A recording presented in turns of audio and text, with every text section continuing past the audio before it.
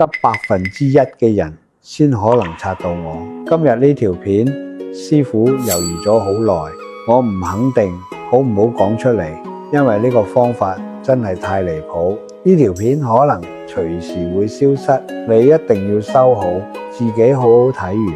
能睇到呢度，恭喜你！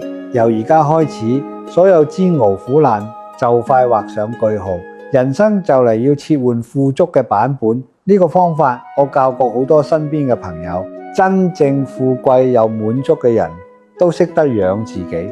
點養？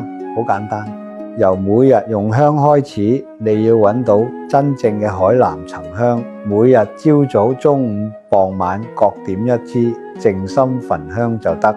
因為沉香係眾香之首，當你靠近長期用香嘅人，你就會發現佢哋嘅氣質，甚至身上嘅味道都會令人覺得佢唔簡單。大家都知有錢人焚香已經唔係咩秘密。我成日同身邊嘅人講，養財先養人，養人先養香。呢個喺我專業入面係一個非常好嘅方法。但我知大家平時返工咁忙，想揾真正嘅沉香好難。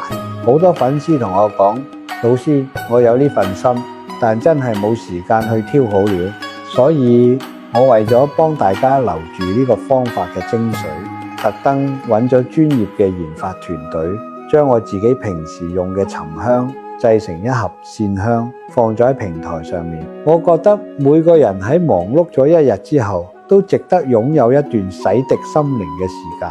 我唔係賣緊一支普通嘅香，我係想將呢份平衡和諧嘅力量送到你屋企入面。呢種香我自己用咗幾十年，真係覺得非常好用，所以先推薦俾大家。真正嘅好嘢要靠緣分，師傅唔係為咗搞噱頭，係真係見到太多人熬夜、焦慮、人際關係卡住，事業冇起色。佢哋缺嘅唔係努力，而係一個清理重啟狀態嘅好方法。呢支香唔單止幫你緩解一身嘅疲累，帶走積壓嘅負面情緒，等你重新煥發神采，層層遞進，仲可以幫你打開繃緊嘅心扉，等你揾返內心嘅寧靜。朝早起身，仲有中午同太陽落山前都要點上一支。